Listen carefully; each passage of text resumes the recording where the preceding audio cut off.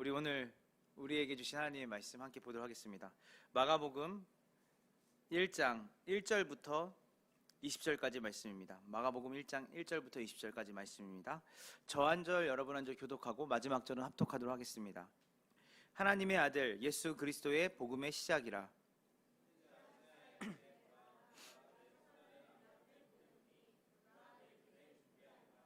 강야에 외치는 자의 소리가 있어 이르되 너희는 주의 길을 준비하라. 그의 오실 길을 곧게 하라. 기록된 것과 같이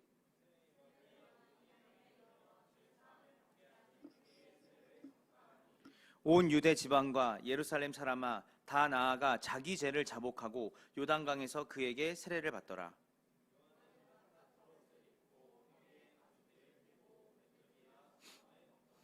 그가 전파하여 이르되 나보다 능력 많으신 이가 내 뒤에 오시나니 나는 굽혀 그의 신발끈을 풀기도 감당하지 못하겠노라.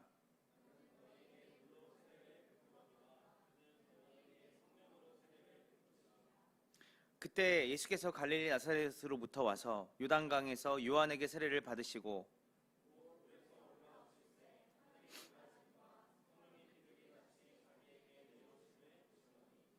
하늘로부터 소리가 나기를 너는 내 사랑하는 아들이라 내가 너를 기뻐하노라 하시니라. 광야에서 40일을 계시면서 사탄에게 시험을 받으시며 들 짐승과 함께 계시니 천사들이 수종들더라.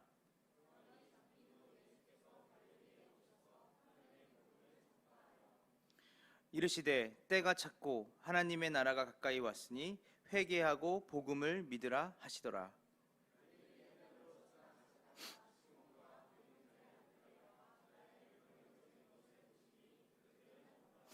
예수께서 이르시되 나를 따라오라. 내가 너희로 사람을 낚는 어부가 되게 하리라 하시니 조금 더 가시다가 세베대의 아들 야고보와 그 형제 요한을 보시니 그들도 배에 있어 그물을 깁는데, 다 같이 읽을게요. 곧 부르시니 그 아버지 세베대를 품꾼들과 함께 배에 버려두고 예수를 따라가니라. 아멘. 아멘입니다. 고난 주간. 네.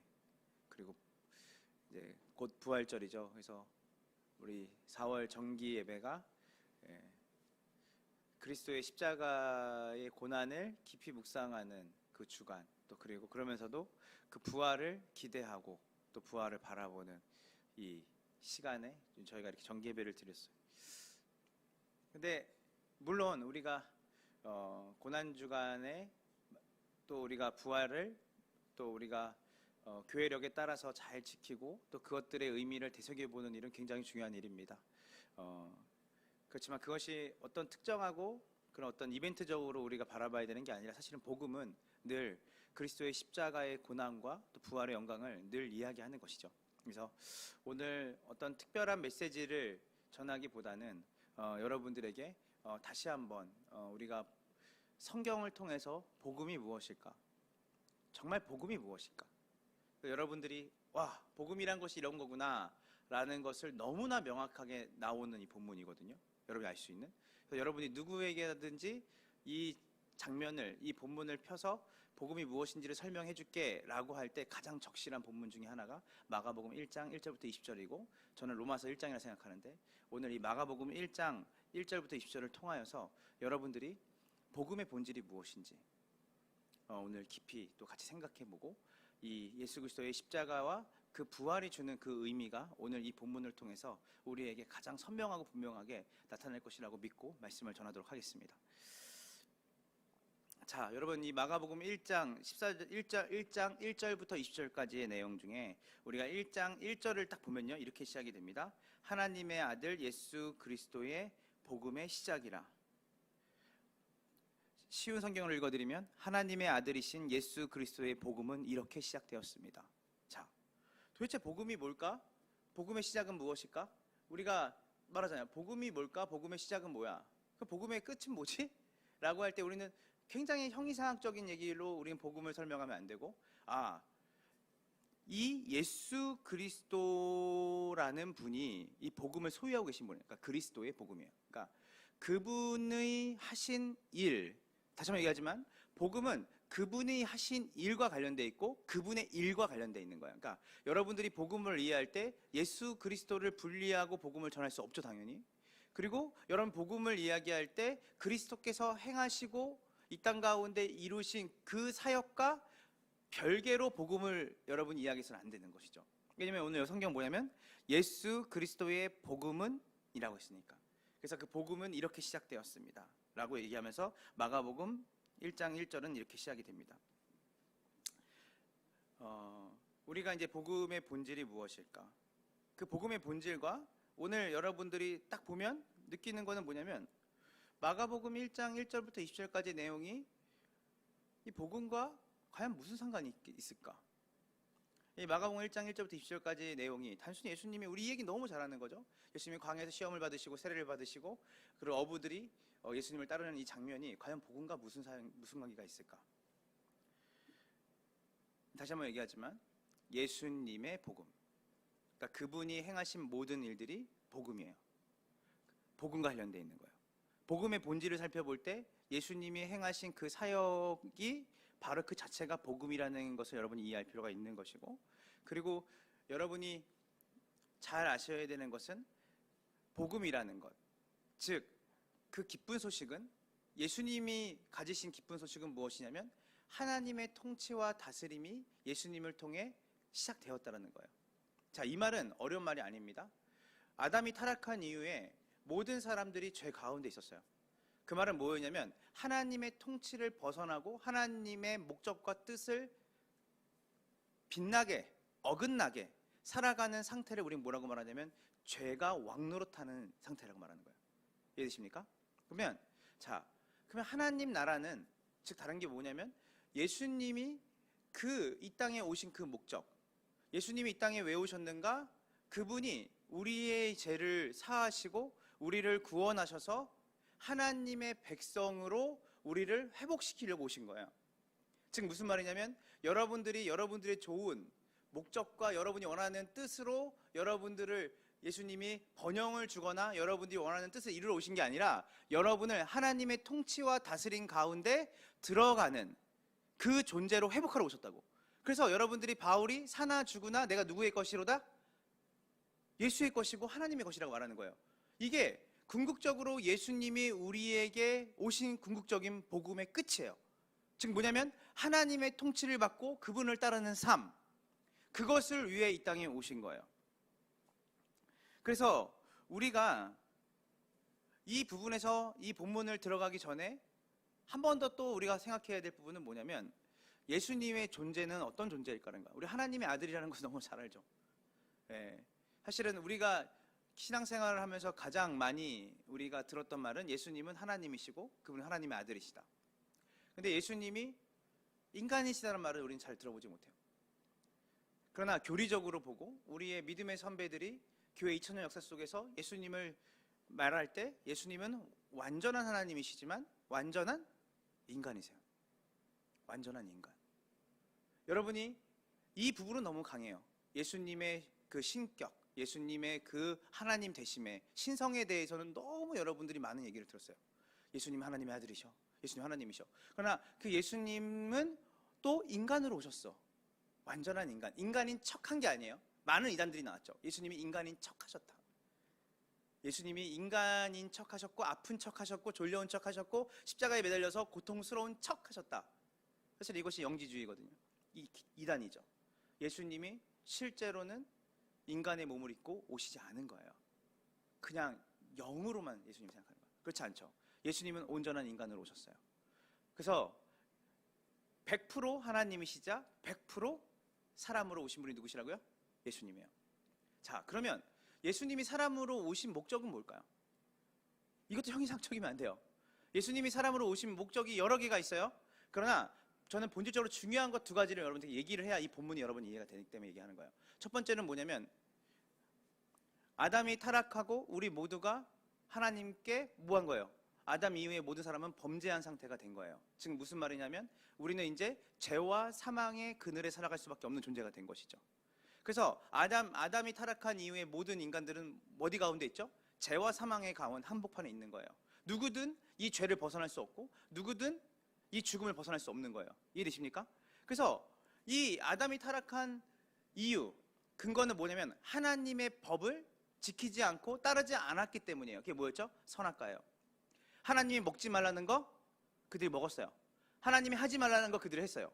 율법은 모세가 시내산에 가서 하나님에게 두 돌판을 받았을 때, 출애굽에서 그때 율법이 시작된 게 아니에요. 이미 창조 때부터 하나님의 법은 시작됐죠. 바로 뭐죠? 행위 언약을 하신 거예요. 너가 이것을 먹으면 뭐야? 죽고, 네가 이것을 먹으면 살 거다. 사실 이게 뭐냐면 바로 하나님이 우리에게 주신 법이었죠. 근데 그 법을 아담이 뭐 했어요? 깨트린 거예요. 그래서 아담 이래로 태어난 모든 사람은 어디에 저주에 갇혔냐면 행위 언약의 저주에 갇혀버린 거예요. 아십니까? 뭐 여러분 뭐 웹툰 요즘 막 보잖아요. 그러면 막 뭐 대마법사가 막 어떤 저주를 걸면 그게 뭐 그때 끝나는 게 아니라 대대로 막 모든 전 세계와 역사 속에 일어나는 것처럼 그 행위 언약의 저주 아래 모든 사람들이 태어나면서부터가 아니라 그들이 부모의 허리춤에 있을 때부터, 아직 어떤 게 작동하기도 전에 이미 모든 인류는 아담이 타락한 이후에 죄와 사망의 권세 안에서 죽을 수밖에 없고 그 죄 가운데서 신음하다 끝나는 인생이 돼버린 거예요. 자, 뭐 때문에? 뭘 어겼기 때문에? 율법을 어겼기 때문에. 율법은 다른 게 아니에요. 하나님의 말씀을 어겼기 때문이에요. 죄는, 그래서 여러분들이 죄를 정의할 때 죄는 살인하고 비방하고 누군가에게 수군거리고 내가 나쁜 마음을 품고 이런 게 죄가 아니에요. 그건 죄의 열매지. 죄는 하나님을 떠나 자신의 법대로, 자신의 뜻대로 살겠다고 하는 그 상태가 바로 죄의 상태예요. 자, 그래서 다 끝났어요. 행위 언약 아래 모든 사람들은, 여러분 나는 그렇게 행위를 어긴 적이 없는데, 아니요, 여러분들은 이미 아담이 가지고 있는 죄성의 영향을 받고 살기 때문에 여러분들의 삶에는 뭐가 있어요? 여전히 선악과를 매일 따먹는 그 삶에 실존이 여전히 있어요, 여러분들은.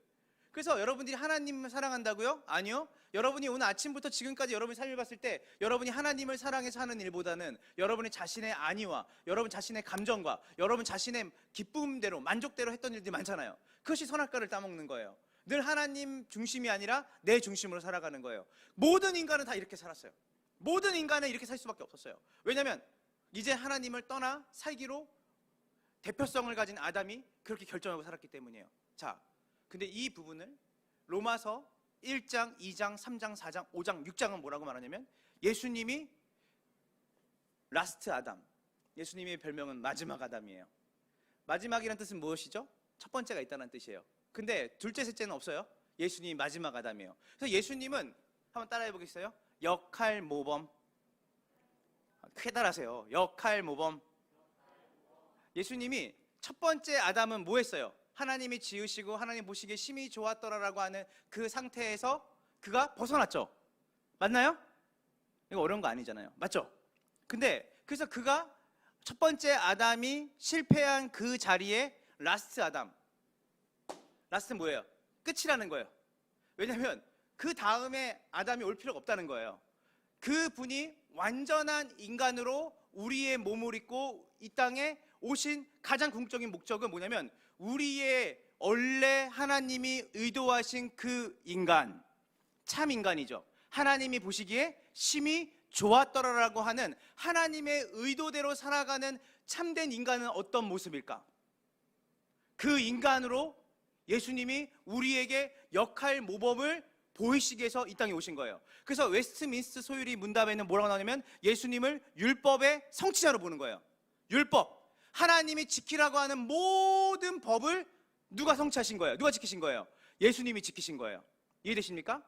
그래서 아까 말했죠? 하나님이 하지 말라는 거 하면 뭐 하게 돼요? 심판이 있는 거예요. 죄의 싹은 뭐죠? 사망이에요. 사망은 심판이에요.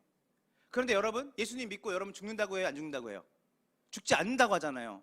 첫 번째 아담도 대표성을 가졌어요. 여러분 성경을 읽을 때 대표성의 원리가 굉장히 중요해요. 여러분이 뭐 여리고성, 뭐 아이성 얘기하잖아요. 다 대표성이잖아요. 성이 그 두 개만 있었던 게 아니에요. 여리고성은 뭘 얘기하는 거예요? 하나님의 말씀에 순종해서 하나님이 자기의 뜻을 이루는, 그래서 철저하게 하나님의 능력을 의지하는 것으로서의 대표가 뭐냐면 여리고성이에요. 아이성은 뭐냐면 여리고성에 비해서 가장 작고 미천한 성이었지만 하나님의 말씀과 하나님의 뜻이 아니라 내 힘과 내 능력으로 정복하려고 했다가 실패한 성이에요. 그러니까 그래서 여리고성과 아이성의 차이는 뭐 이 두 개밖에 없었다가 아니에요. 가나안 땅에 대표성이 열리죠. 아담이 대표였어요. 아담이 우리의 대표였어요. 즉 머리라고 말할 수 있어요. 근데 그 아담이 실패한 그 자리에 라스트 아담이 오신 거예요. 그래서 그분이 하실 일이 뭐예요? 첫 번째 아담이 실패한 모든 반역과 불순종을 그분이 다 온전하게 순종하세요. 여러분 뭐라고 말씀하시죠? 돌아가실 때 다 이루었다. 여러분 이게 뭐냐면 그분이 우리가 하나님의 말씀대로 살지 못하고 우리의 조상 아담이 실패했던 그 모든 하나님의 말씀을 지키는 것을 그분이 다 성취하고 이루셨다는 거예요. 그래서 여러분들이 이제는 뭐예요? 여러분의 삶으로 구원받는 게 아니에요. 여러분의 행위로 구원받는 게 아니에요. 여러분이 지은 죄 때문에 여러분이 심판을 받는 게 아니라 아담이 근본적으로는 아담이 타락한 그 시점부터 모든 사람은 행위 언약의 저주에 갇혀버린 거예요. 이해되십니까? 퀘스천, 문제.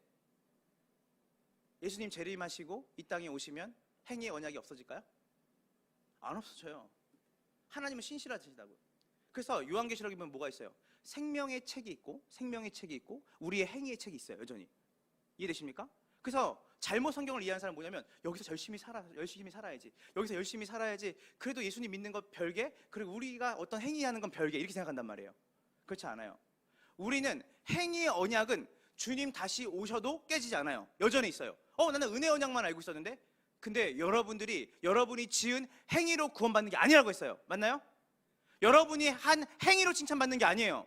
예수님이 첫 번째 아담이 그의 행위로 말미암아 모든 인류를 죄와 사망의 권세를 둔 것처럼 라스트 아담으로 오신 그 예수님이 이루신 하나님의 법의 온전한 순종으로 이루어진 하나님의 의가 그분을 통해서 우리에게 은혜로 전가가 된 거예요. 그래서 여러분의 행동을 하나님은 보고 여러분을 구원하신 게 아니죠. 그래서 로마서 5장은 굉장히 우리에게 웅장하게 얘기하죠. 우리가 죄인 되었을 때요. 여러분의 삶이 아담과 별반, 첫 번째 아담과 별반 다를 바 없었을 때, 아니 그 이상일 때 그분이 여러분을 위해 자기의 아들을 내어주시고 여러분을 구원하시기로 그분이 선택하신 거예요. 그 사랑을 주기로 하신 거예요. 자, 다시 돌아올게요.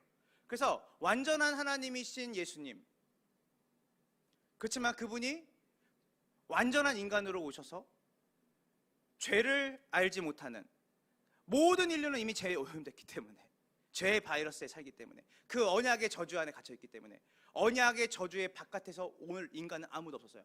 하나님이신 그분이 인간으로 오셔서 하나님이 말씀하신 그 법에 온전히 순종할 수 있는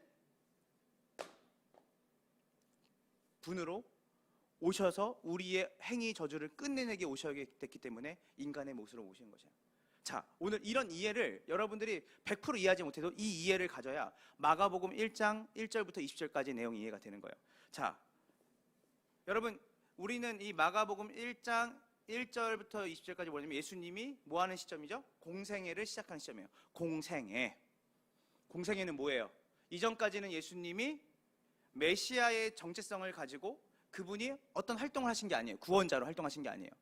그분은 그냥 평범한 인간으로 사셨어요. 성경은 그거에 대해서 말하지 않으니까. 그러나 우리가 유추할 수 있는 거는 마리아의 아들로 여러 형제들을 또 그리고 홀어머니 마리아를 돌보는 그 일들을 했을 거라고 많은 학자들이 상상을 하죠. 그래서 신학교에 가면 성서 지리를 배우면 예수님이 살았던 그 지역에서 예수님이 조금 서북쪽으로 올라가면 거기에 대공사가 있는데 그 공사 현장에서 예수님이 뭘 했다?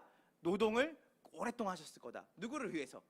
자신의 가정을 그 맏아들로서 돌보기 위해서. 그래서 예수님이 목수라고 하지만 그 목수가 나무가 아닌 거 알죠? 테크톤이라고 하는 돌이에요, 돌.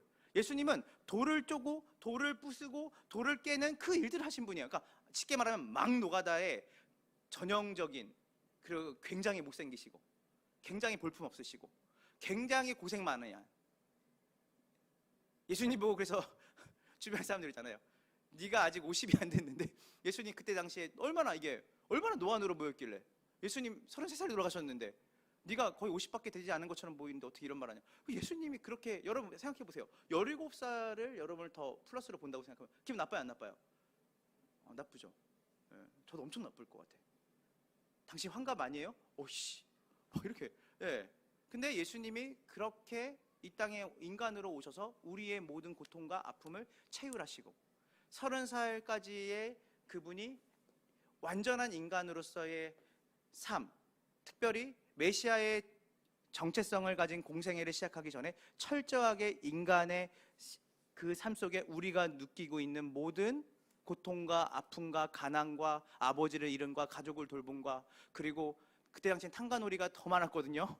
그리고 항상 열심히 일하면 돈을 제때제때 받지 못해서 그렇게 부합리한, 그리고 정의롭지 못한 사회 속에서 그분이 세상 속에서 그렇게 살았어요. 그리고 이제 하나님의 때에 이분이 3년 반 동안 공생애를 시작하는 시점으로 마가는 예수 그리스도의 복음이 시작되었다고 시작하는 거예요. 그래서 여기는 공생애의 시작이고, 그리고 그 공생애는 바로 예수님이 우리의 구원자로 하나님의 아들의 정체성을 가지고 모든 인류를 구원하는 그 일들을 위해 예수님이 활동했던 시간을, 그러니까 사생애가 아니라 그래서 공생애인 거예요. 공적으로 하나님의 아들이신 그 메시아의 사역을 했던 기간을 얘기하는 거예요. 그래서 이 공생애는 바로 지금 뭐냐면, 아까 우리 첫 번째 서론에서 좀 길게 얘기했던 거 기억하시죠? 예수님이 온전한 인간으로 오신 가장 큰 목적은 뭐냐면 역할 모험으로 오셨는데, 하나님의 통치와 다스림, 즉 하나님이 말씀하신 법을 따라 산다는 건 뭐냐면 그분의 다스림 속에 산다는 거예요. 이해되십니까? 왕이 말하죠. 어명을 받으라. 그러면 그 왕의 법이죠. 왕의 명함이요. 그 왕의 명에 따라 살아간다는 게 뭐예요? 왕의 통치를 받고 살아가는 거예요. 그래서 예수님 자체가 뭐냐면 하나님 나라라고 말하죠. 그래서 이렇게 말해요. 예수님이 그 율법 지도자들과 여러 사람들과 같이 이렇게 식사를 하고 있는데 누가 이렇게 말해요. 하나님 나라를 어떤 사람은 눈에 보이게 임한다고 말하기도 하고, 하나님 나라는 보이지 않게 임한다고 말하는데, 하나님 나라는 어디 있습니까? 그때 예수님이 하나님 나라는 in your heart, 너의 마음속에 있다고 말하지 않고 어몽, 이 중에 있다. 그 말은 뭐냐면 자기 자신이 하나님 나라라고 말씀하신 거예요. 하나님 나라는 어떤 지리와 지역적인 그것의 강조점이 있는 게 아니라 바실레이아 투 데우죠. 그러니까 하나님의 나라는 하나님의 통치와 다스림을 말해요. 거기서 뭘 말하는 거냐? 예수님이 하나님의 통치와 다스림을 완벽하게 받는 그 사람이 하나님의 나라가 되는 거예요. 이해되십니까? 그래서 하나님 나라가 어디 있어? 내가 하나님 나라야. 이 말은 뭐냐면 내가 하나님의 나라와 통치를 가시적으로 가장 완벽하게 보여줄 수 있는 완벽한 인간으로 여기 서 있다는 말과 같은 말이에요. 이해되십니까? 그래서 여러분들이 뭐라고 말하죠? 너가 하나님의 나라야, 네가 하나님의 소유야. 똑같은 말입니다. 그래서 우리가 교회는 내가 교회라고 말하면 안 돼요. 우리가 교회라고 말해야 되죠. 그러나 하나님 나라는 바로 하나님의 통치와 다스림을 받는 그 사람이 자체가 뭐가 되는 거예요? 하나님 나라가 되는 거예요. 그래서 그 하나님 나라의 하나님 통치를 받는 사람이 농사를 지으면 거기에 뭐가 보여지는 거예요? 하나님 나라의 통치를 받는 그 사람이 농사를 지으니까 그 영역에 뭐가 나타나는 거예요? 하나님의 나라, 하나님이 보이지 않지만 보이지 않는 하나님이 누구를 통해서, 그 통치를 받는 사람이 하는 일을 통해서 하나님이 나타나고 보이시는 거예요. 그래서 그 영역이 뭐가 되는 거예요? 하나님의 나라가 되는 거예요. 자, 그러면 이제 이 본문을 이제 빨리 나갈게요. 이제 벌써 8시 반인데 저분이 언제 끝내려고 아직 1절도 시작하지 않으셨나? 자, 이 서론이 좀 길고요. 본론은 짧게. 자, 그런데 그래서 이 예수님이 어떠신 분이냐?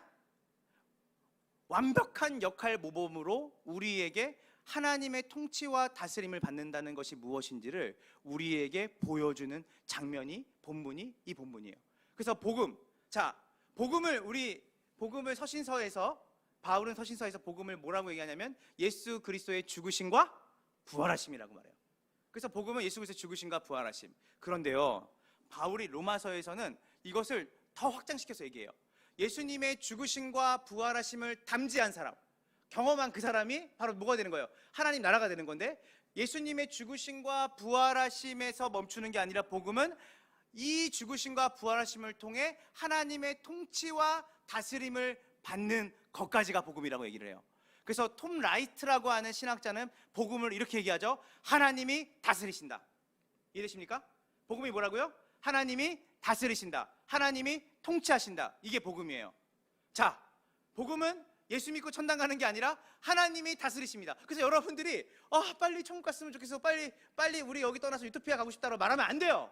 왜냐하면 하나님 나라는 이미 여러분 가운데 임했어요, 안 임했어요? 왜 임했냐면 예수님을 통하여서 여러분이 하나님의 백성이 되는 그 순간에 여러분이 이미 뭐가 된 거예요? 하나님 나라가 된 거예요. 그래서 너희는 세상의 빛이다, 소금이다. 소금이 되라고 노력하지 않아요. 증인이 되라, 증인이 되라. 증인이 되기 위해서는 너희가 뭐 소림사로 가라 이런 말 하지 않잖아요. 뭐냐면 너희가 증인이다, 증인이 되리라, 증인이 될 것이다. 그리고 너희는 세상의 빛과 소금이다. 그래서 두 부류로 나누는 거예요. 두 부류로 나눠져요. 내가 빛과 소금이 돼야지라는 사람이 아니라 이미 빛과 소금이 됐는데 내가 빛과 소금의 정체성으로 살 것인지 살지 않을 것인지 이것만 결정될 뿐인 거예요. 여러분의 존재는 여러분이 의도하든 의도하지 않든 여러분은 이미 증인이 되리라. 어떨 때? 오직 성령이 너에게 임하시면. 예수 그리스도의 영, 성령이 아니시면 예수 그리스도를 주라 시인할 수 없어요. 여러분이 예수님이 나의 주인이십니다, 주님, 예수님이 나의 주님이십니다 말하는 것은 여러분의 의지로도 말할 수 있죠. 세상에 있는 스님이, 세상에 있는 어떤 그 불신자가 또 어떤 타종교회에 있는 그 분들이 예수님이 나의 주님이시라고 의지적으로 그들이 그냥 학습된 걸 얘기할 수 있어요. 그러나 여러분들이 진짜로 그분이 내 삶의 주인이시고 왕이시라는 그 고백은 하나님의 영이신 성령이 아니시고선 할 수 없는 거예요. 맞나요? 그래서 성령이 여러분에게 있다는 증거의 가장 확실한 증거는 뭐냐면 여러분이 예수님이 나의 삶의 주인이시고 왕이시라는 것을 여러분이 믿는 거예요. 이것은 여러분이 나오는 게 아니에요. 바요나 시모나 복이 있도다. 이것을 알게 하신 분이 누구다? 하늘에 계신 아버지가 깨닫게 하시고 알게 하시는 거예요. 그래서 그 성령이 오시면 우리가 이제 뭐가 되는 거예요? 그 분의 통치와 다스림을 보여주는 증인이 되는 거예요. 자, 그러면 또 여기에 또 우리 또 한번 생각해 볼 게 있어요. 그러면 여러분, 예수님은 완전한 하나님이시면 완전한 인간으로 오셨다고 했잖아요. 우리의 역할 모범으로. 그러면 우리가 예수님 안에 성령이 계셨을까요? 그렇죠. 예수님 안에 성령이 계셨죠. 동정녀 마리아에게서 뭘로 잉태하셨죠? 성령으로 잉태하사. 여러분 이 부분을 여러분 가볍게 보면 안 돼요. 예수님이 성령으로 잉태하셔서 성령이 자, 나 이제 갈게, 이제 태어나겠으니까 이렇게 하셨을까요? 아니죠. 예수님이 사역의 현장에 축사를 하시고 병자를 고칠 때 그 세례 요한이 헷갈렸어요. 약간 내가 기다렸던 분이 저분이 아닌 것 같은데. 일단 너무 못생기셨어. 막 백마탄 와 멋진 분으로 오셔야 되는데 일단 외모도 너무 아닌 것 같아. 그리고 좀 볼 때 좀 자기가 볼 때는 자기가 의도한 만큼 힘과 능력, 권세가 별로 나타나지 않는 것 같아. 그런데 그래서 세례 요한이 감옥에 있을 때 묻죠. 그 제자들을 보내서 정말 메시아가 맞습니까? 이렇게 묻는 거예요. 우리도 헷갈리잖아 가끔. 진짜 이 하나님이 정말 하나님 맞으신가? 세례 요한도 헷갈렸던 것 같아. 그랬더니 예수님이 뭐라 그래요? 내가 성령에 힘입어. 따라해보세요. 성령에 힘입어. 뭐냐면 내가 성령의 능력으로 귀신을 물리치고 병든 자를 고치고 내가 그 하나님이 맡기신 메시아의 사역을 성령의 능력으로 하고 있다면 내가 그 메시아가 맞다라고 해요. 여기서 말하는 중요한 건 뭐냐면 성령의 힘입어예요. 그러니까 그 말은 뭐냐면 예수님이 마리아의 몸에서, 남자를 알지 못하는 마리아의 몸에서 예수님이 태어나셨어요. 잉태하셨죠. 성령께서 마리아의 자궁 가운데 있는 예수님의 그 생명을 예수님이 전적으로 의탁하신 거죠. 의존하신 거예요. 누구에게? 성부의 뜻과 성령의 보호하신 가운데 그분이 성자이신 하나님께서 자기 자신을 철저하게 의존하신 거예요. 사랑의 관계 속에서. 이런 거예요. 예를 들어서 오늘 제가 운전하고 왔는데 우리 새아이가 다 자더라고요. 차에서. 근데 저 아이들이 누구를 의존한 거예요? 저를 의존한 거예요. 근데 얘들이 의심하면 모르겠어요. 아빠 앞에 보세요. 아빠 안전운전대 불안한데? 운전 경력 10년이라 그러는데 이래서 되겠어요? 계속 이런 게 아니라 하나님께서 스스로 자기를 낮추시고 연약해지심으로 자신을 누구에게 위탁하시냐면 성령과 성부의 뜻과 성령의 보호하신 가운데 자발적으로 들어오신 거예요. 순종해서. 그래서 그 성령으로 잉태하셔서 그분이 하신 모든 일들이 어떤 것이었어요? 혼자 하신 게 아니라 성령의 능력으로 그분의 모든 사역이 이루어진 거예요. 자, 그래서 여러분들이 그 예수님 안에 그 성령, 아담이 타락한 이후에 하나님의 영은 떠났죠. 창세기 6장은 뭐라고 말하죠? 하나님의 영이 사람 가운데 더 이상 계시지 않아요. 그 사람이 뭐가 되었더라? 육신이 되었더라. 그러고 나서 노아의 홍수가 시작되는 거예요.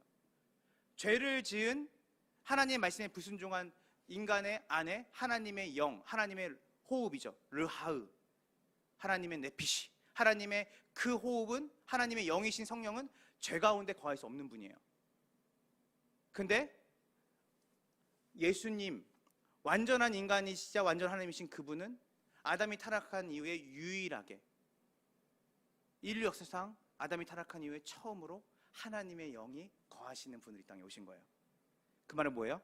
하나님의 통치와 다스림을 온전하게 받으시는 분으로서 성령이 그분 안에 계셨어요. 예수님이 십자가에 달려 죽으실 때 어떤 여성 신학자가 이렇게 얘기했어요. 뭐라고 얘기했냐면, 예수님이 아버지 어찌하여 나를 버리십니까? 누가 하신 말이죠? 예수님이 하신 말이에요. 성자가 하신 말이에요. 그러면 그것을 듣는 분이 누구시죠? 아버지죠. 성부죠. 그러면 그 신학자가 질문한 거예요. 성령은 어디 있냐? 성령이 어디 계셨죠? 예수님 안에 계셨어요. 그래서 바울은 서신서에 뭐라고 하냐면, 성령을 성부의 호흡으로 창세 때부터 지금까지 이스라엘을 향한 애타른 마음으로 이스라엘을 돌아오라고 외치며 이스라엘을 향한 뜨거운 사랑을 가졌던 성부의 호흡으로 성령은 존재하셨고, 골고다 언덕을 올라가며 공생의 기간 동안에 마리아가 예수 그리스도를 성령으로 잉태한 이후에 성령은 단 한 번도 예수 그리스도 안에서 벗어나 본 적이 없으시죠. 그래서 골고다에서 눈물과 땀방울을 흘리면서 피를 뚝뚝 흘리면서 올라가면서 가졌던 성자의 애타는 마음을 가장 깊이 알고 있는 분은 누구냐면 바로 그 안에 계신 성령이죠. 그래서 바울은 이렇게 말해요. 성령은 하나님의 심정을 통달하느니라. 로마서 8장 이해되죠? 말할 수 없는 탄식으로 기도하지 못할 때 성령이 우리를 어디로 이끌어가요? 그리스도의 사랑으로 이끌어가는 거예요. 그래서 성부의 호흡으로 성자의 공생애를 넘어서 33년의 인생 동안에 그 안에서 내주하고 계시면서 성자와 함께 구원을 이루신 그 성령이 바로 오늘 우리 가운데 임한 거죠. 그래서 성령은 자기 자신을 드러내는 것이 아니라 성부 하나님의 계획과 성자 예수님이 이루신 그 구원의 은혜와 사랑을 우리에게 늘 확인시켜 주시는 일을 해요. 그래서 고려신학대학원에 우리 박영동 교수님이 이렇게 말했어요. 성령을 뭐라고 말씀하냐면 부끄러워하시는 분, 샤이하시는 분이. 그분은 자기 자신을 드러내지 않으시죠. 그분은 누굴 드러내시죠? 예수 그리스도가 어떠한 사랑과 어떠한 마음으로 우리를 사랑하셨고 우리를 위해 십자가에 달려 죽으셨는지를 우리에게 말씀하시는 분. 그래서 성령 사역하시는 분들이 희귀한 성령을 얘기하는 게 아니라 그리스도 예수 안에서 하나님의 뜻을 성취하러 오신 그분 안에서 성령은 우리에게 자신을 증거하시죠. 자, 그래서 예수님이 이 땅에 오셨을 때 원래 하나님의 의도하신 인간, 하나님이 생기를 불어넣으셨죠. 생명. 하나님의 성령이 첫 번째 아담에게 불어넣었어요. 육체적으로 우린 밖에 나가면 두 종류의 사람을 마주치죠. 두 종류의 사람. 다 직립보행해요, 사람들이. 근데 어떤 사람은 하나님의 영이 없는 사람들, 그리고 어떤 사람은 하나님의 영이 있는 사람들. 예수님 당시에는 예수님만 하나님의 영이 계셨어요. 이해하세요, 여기까지? 그래서 예수님이 하나님의 영, 성령의 통치와 다스림을 받으시는 분으로 이제 그분이 마가복음 1장 1절부터 20절까지의 그분의 삶을 통해서 뭘 알 수 있겠어요? 그것대로 우리가 뭐 하는 거예요? 따라가야 되는 거예요. 그것이 이는 내 사랑하는 아들이라고 말하는 원래 하나님의 의도하신 하나님의 구원의 완성이죠. 그래서 예수님으로부터 시작을 해서 누구로 완결되는지 아세요? 예수님과 더불어 함께 십자가에 달려 죽고 부활한 바로 교회. 교회가 바로 이 복음의 완성과 결론을 보여주는 유일한 하나님 나라의 쇼케이스예요. 이제 우리가 말씀을 후다닥 하겠습니다. 자, 우리 마가복음 1장 2절부터 3절입니다. 준비 시작. 선지자 이사야의 글에 보라, 내가 내 사자를 내 앞에 보내노니 그가 내 길을 준비하리라. 강야에 외치는 자의 소리가 있어 이르되 너희는 주의 길을 준비하라. 그의 오실 길을 곧게 하라. 기록된 것 같이. 자, 예수님은 예언대로 오신 분이에요. 이거를 복음의 역사성이라고 해요. 그분은 그냥 오신 게 아니에요. 구약에서 메시아가 오실 것이다. 즉 창조 때 깨어지고 부서진, 죄로 말미암아 깨어진 세상을 회복하는 일로 누가 오실 것이다? 메시아가 올 것이다. 그래서 예수님을 이 마가는 뭐라고 말하냐면 선지자 이사야의 글에 예언되었던 그것을 성취하러 오신 분이 누구라고 하는 거예요? 예수님이라고 그러신 거예요. 누구예요? 즉 예수님은 메시아고 하나님의 나라의 회복과 완성을 위해 이 땅에 오신 하나님이시자 그리고 완전한 인간으로서 우리의 구원자로 오신 분이라고 누가 얘기하는 거예요? 이사야가 얘기했던 것이고 그 이사야의 예언의 성취로 오시는 거예요. 이게 기독교의 특징이에요. 기독교의 특징은 우연히 어쩌다가 그냥 갑자기가 없어요. 그래서 여러분들이 제가 오늘 많은 얘기를 하고 싶지만 여러분들이 이 구약에 왜 구약을 여러분이 열심히 읽어야 되냐면요, 신약만 열심히 읽는 분 많잖아요. 여기서 구약이 왜냐면 예수님이 구약의 것들을 다 성취하신 분으로 여기 서 계신 거예요. 그러니까 뭔 말이냐면 여러분들이 예수님의 행적들을 보면 왜 저렇게 행동하시지 하는데 그 하나하나가 다 예언서에 기록되어 있는 거야. 그래서 그분의 행동, 아 그분이 물을 마셨네? 그냥 물을 마셨구나가 아니야. 그분이 목마르다고 하시네? 정말 목이 마르셨나?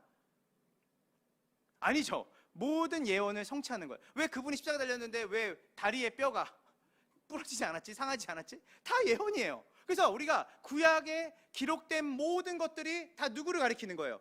예수님을 가리키는 것이에요. 그래서 그분의 복음을, 그분이 이루신 것들을 우리가 풍성하게 알려면 구약과 신약이 동일하게 우리 가운데 풍성하게 이해되지 않으면 사실은 우리가 단편적으로 이해하게 되는 것이죠. 기독교의 가장 심은 뭐냐면 언약대로 오셔서 언약대로 죽으시고 언약대로 부활하시며 언약대로 다시 오신다는 것이에요.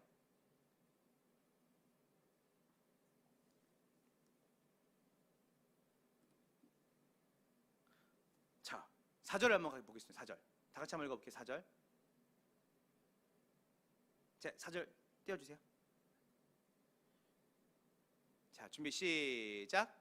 세례 요한이 광야에 이르러 제사함을 받게 하는 회개의 세례를 전파하니. 자, 제사함을 얻게 하는 회개의 세례를 전파했어요. 세례 요한이라는 사람이.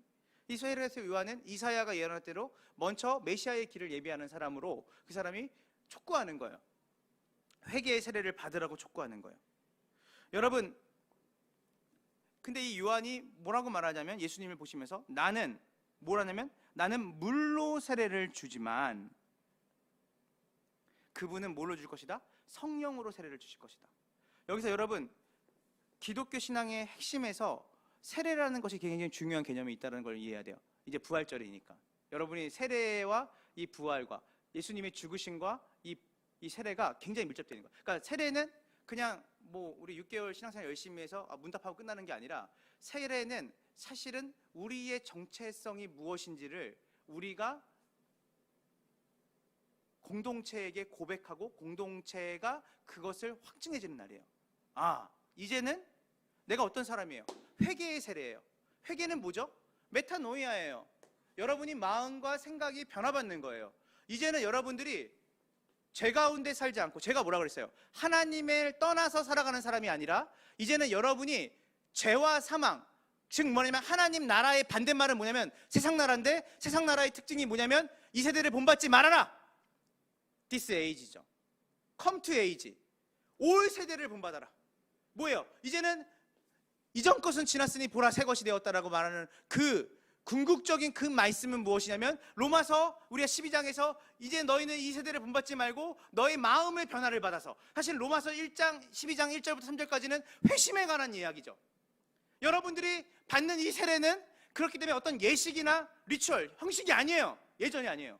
뭐냐면 여러분들이 세례를 받을 만한 존재가 아니라면, 아직 내가 예수님이 내 삶의 주인이 아니라면 여러분 세례를 받으면 안 돼요. 세례는 무엇이냐면 회개의 세례예요. 성령은 뭐 하시는 거냐면 우리가 하나님의 통치와 다스림을 받는 자라는 것을 확증해 주는 자예요. 확증해 주시는 것이에요. 그렇기 때문에 여러분들이 이 회개의 세례, 나는 물이라고 하는 퍼포먼스죠. 나는 그 물로 너희를 씻는 이 세례를 나는 할 수 있다. 그러나 궁극적으로 너희에게 참 세례를 너희가 받아야 되는데, 그것은 뭐냐면 회개의 세례다. 너희의 삶이 이제는 너희 중심의 삶이 아니라 누구의 중심으로? 하나님 중심으로 살아가는, 하나님의 통치와 다스림 가운데 살아가는 자로 와 있는 거예요. 왜 성령의 세례를 주실 분이 저분이라 말씀하실까요? 여긴 하나의 메커니즘이 있어요. 여러분, 십자가, 여러분, 성령이, 하나님의 영이 왜 떠났죠? 선악과를 따먹고 아담이 범죄함으로 하나님의 영이 떠났어요. 맞죠? 맞나요? 더 이상 그들이 하나님의 통치를 거부한 거죠. 근데 여러분, 하나님의 영이 다시 우리 가운데 오시려면 어떤 문제가 해결돼야 돼요? 죄의 문제가 해결돼야 되는 거예요. 그래서 십자가를 통과하지 않고서는 부활이 없어요. 왜냐하면 십자가 속에, 십자가를 통해서 우리를 대속하시고 속죄하시는 주님의 은혜가 하나님과의 우리 관계 안에 그 죄의 문제가 깨끗이 해결돼야지만 누가 오실 수 있는 조건이 되는 거예요.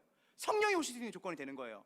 그래서 십자가에서 멈추면 안 되는 거예요. 십자가가 가장 귀하지만 부활은 무엇이냐면 죽은 자가 뭘 얻는 거예요? 새로운 생명을 얻는 거예요. 첫 번째 아담이, 하나님께서 그 아담을 만드시고 뭐 하시죠? 생명을 불어넣으시니 그가 생명이 되었더라. 그래서 부활은 무엇이냐면 하나님의 영이 우리 가운데 임하는 거예요. 새로운 생명으로 사는 거예요. 전에는 디스 에이지, 내가 이 세대를 본받고 살아갔는데 이제는 그 생명, 올 세대, 예수 그리스도의 통치와 다스림이 온전하게 이 땅 가운데 오는 그 온전한 나라의 백성으로 살아가는 새로운 생명이 여러분 가운데 임한 거예요. 이것이 부활이에요. 세례는 뭐죠? 여러분을 푹 담그죠. 물에. 퍼포먼스예요. 물에 담그면 어떻게 해요? 김관성 목사님은 죽지 않을 만큼만 담근다 그러더라고요. 그래서 죽으면 곤란하니까, 그러다가 더 이상 숨 못 쉬겠다 싶으면 이제 끄집어낸다 그러는데, 맞아요. 근데 원래 죽는 거예요, 거기서. 진짜로 죽는다는 게 아니라 그 죽음을 상징하는 거예요. 그래서 침례를 하잖아요. 침례. 그래서 물속에 깊이 담아요. 그래서 내가 죽음을 상징하는 거예요. 그리고 그를 다시 꺼내죠. 뭐예요? 이제는 죽은 거예요. 죽고 뭐에 대해서 사는 거예요? 이제는 새로운 나라, 새로운 통치, 새로운 주권 아래 살아가는 거예요. 이게 로마서 6장이에요. 로마서 6장은 세례가 무엇인지를 가장 많이 얘기하는데, 정확하게 얘기하는데, 그래서 여러분 세례가 뭔지를 알려면 로마서 6장을 읽으면 돼요. 뭐예요? 근본적으로 세례는 뭐냐면 주권이 이양되는 거예요. 죄와 사망에서 의와 평강의 나라로 우리가 통째로 옮겨지는 거예요. 이제는 예수님께서 그 일을 성령을 통해서 하시는 거예요. 그래서 성령의 파송자는 누구예요? 성부와 성자예요. 성령이 그냥 오신 게 아니라 성자께서 이루신 일, 성부의 계획과 성자의 성취하신 그 십자가의 일을 근거로 해서 성령이 오시는 거예요. 이해되십니까? 그래서 성령이, 사도행전 2장에 오직 성령이 너희에게 임하시면라고 말할 때 예수님이 부활한 이유시죠.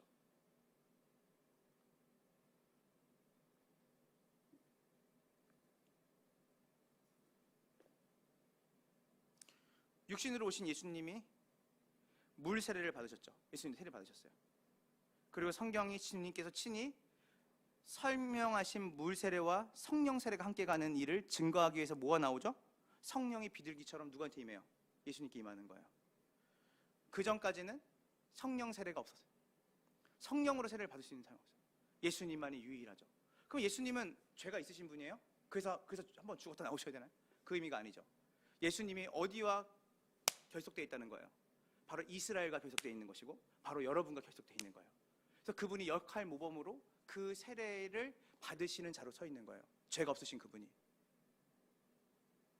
그분이 우리를 위해서 죽고 우리를 다시 사는 하나님이신 그분이, 죄가 없으신 그분이 세례를 받는 그것을 통해서 뭘 보여주신 거냐면, 우리가 그분과 함께 더불어 죽고 삶으로 인해서 새로운 생명을 얻을 수 있는 것을 이젠 앞으로 그 일들에 대해 관련된 사역을 그분이 공생일 동안 하겠다라고 하는 것이 이 세례로부터 시작이 되는 것이죠.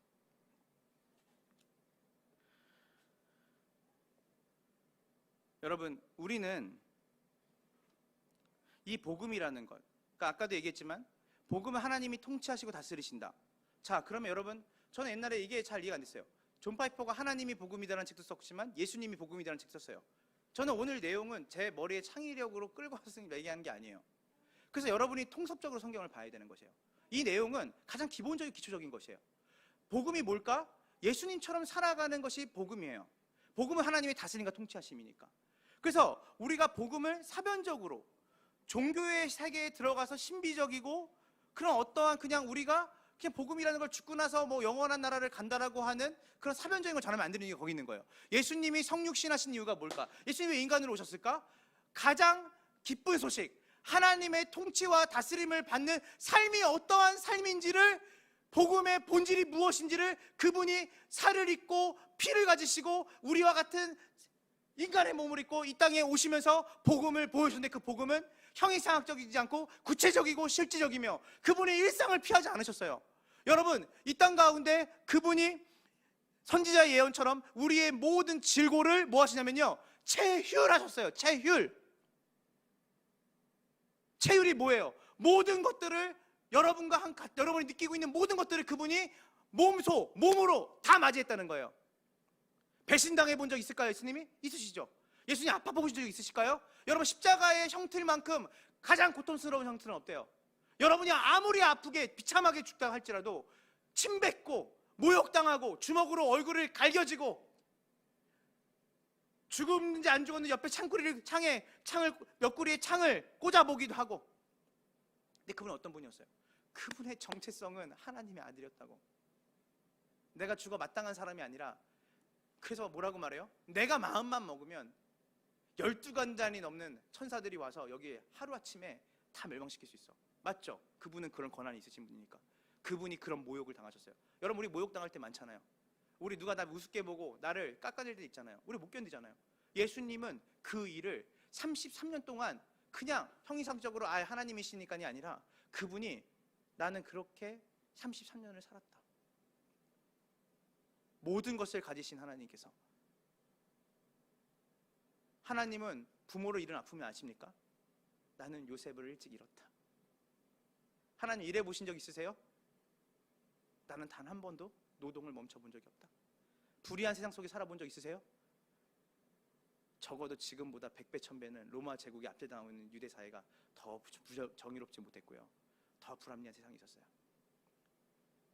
누구를 부양해 본 적 있으세요? 셀 수 없는 가족들을 나는 늘 부양하며 살았다. 이렇게 불편한 데서 자본 적 있으세요? 예언의 성취지만 실제로도 마찬가지예요. 인자는 머리 들 곳이 없었다. 더 중요한 거는 그분은 마음 들 곳이 없으셨죠. 육체적으로 사람들에게 마음을 줄 곳이 없었어요. 그래서 필립 얀신이 이렇게 말했죠.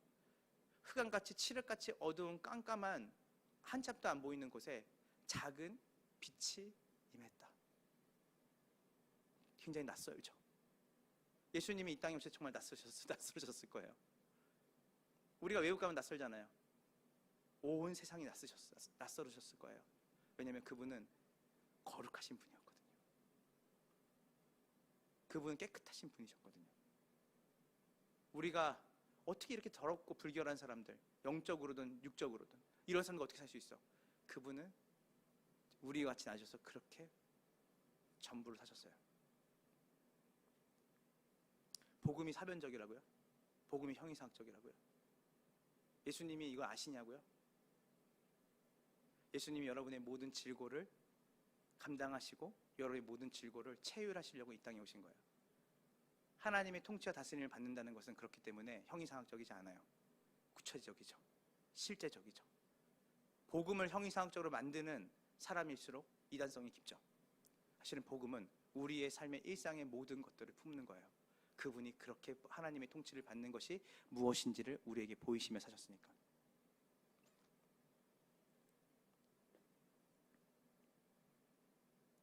그래서 우리가 예수님이 이 땅에 오신 그 성육신을 통해서 우리의 일상 속에서 구현된 진리라는 것을 우리가 이해할 필요가 있는 것이고, 그래서 예수님이 그 성령을 담지하고 계시고 성령이 내주하신 인간으로서, 즉 하나님의 통치와 다스림을 받는 하나님 나라의 증인으로서 그분이 사셨던 삶은 단순하거나 획일적이지 않고 늘 복잡한 상황 속에서, 피곤한 상황 속에서, 몸과 마음이 지치는 상황 속에서, 형제와 어미가 찾아왔을 때도 내 뜻대로 행하는 사람이 엄마고 형제지, 내 어머니를 부탁한다라고 할 때 우리는 그거를 너무 가톨릭적이라 말할 필요 없어요. 주님이 정말 마리아를 사랑하셨으니까. 그 노모를 사랑했어요, 주님이. 그래서 돌봐달라고 말한 거예요, 쟤한테. 그 고통과 아픔을 다 가지고 계셨어요. 그래서 그분께 나아갈 수 있는 거죠.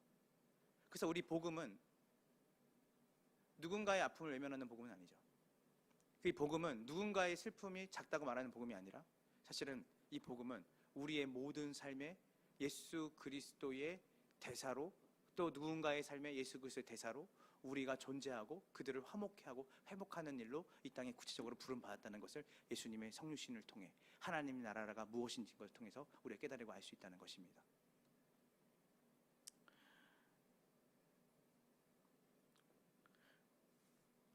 그리스도인이 된다는 것, 그러니까 사실은 여러분이 잘 아시다시피 그리스도인이라는 말은 사실은 성경에 몇 번 안 나옵니다.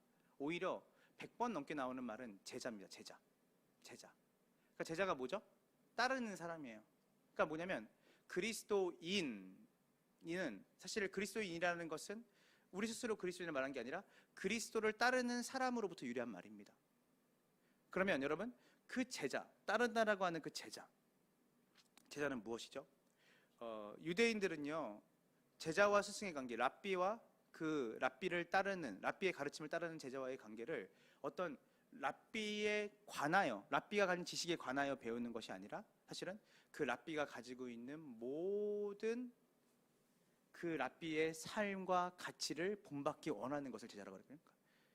그래서 누구파라고 말할 때 단순히 그의 지식이 아니라 그 스승의 전부를 담기 원하는 것이죠. 따르기 원하는 것이에요.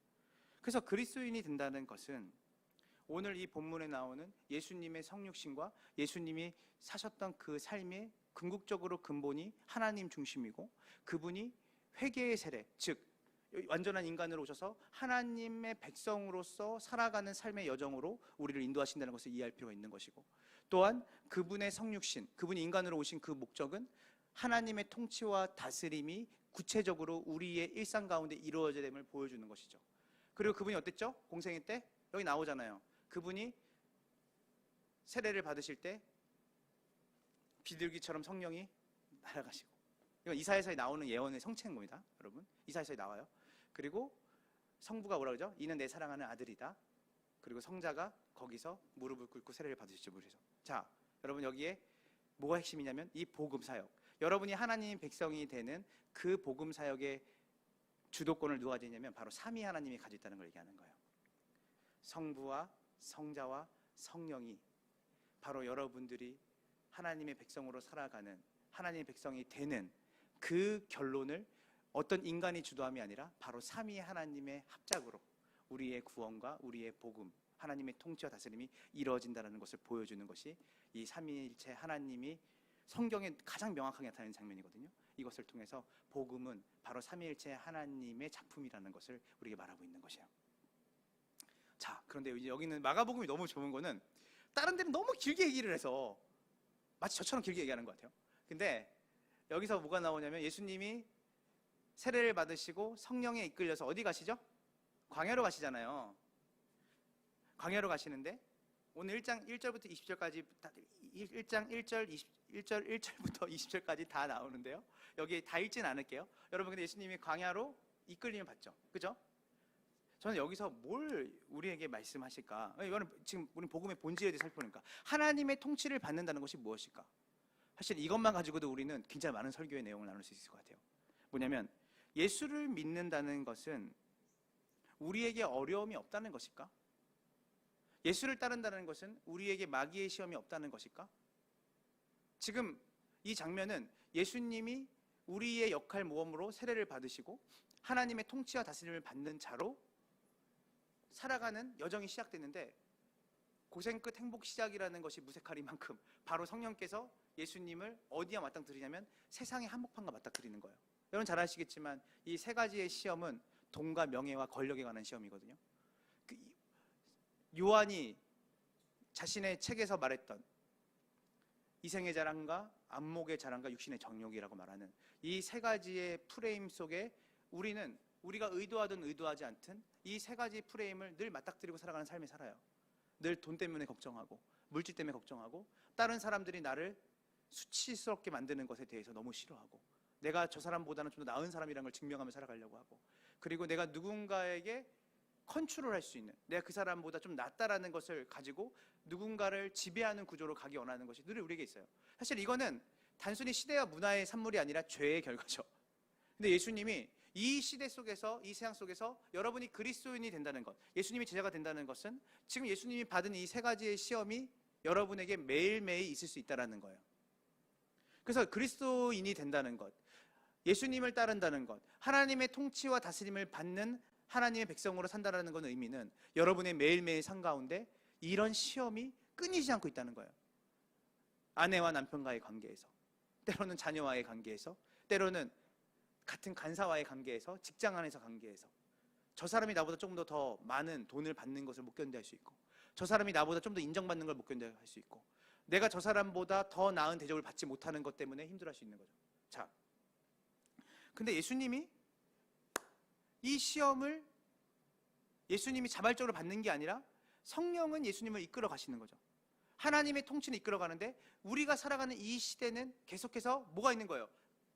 이 세대가 충돌하는 거예요. 이 세대가 충돌하는 거예요. 그래서 야고보서 1장 2절 한번 볼까요? 야고보서 1장 2절입니다. 야고보서 1장 2절.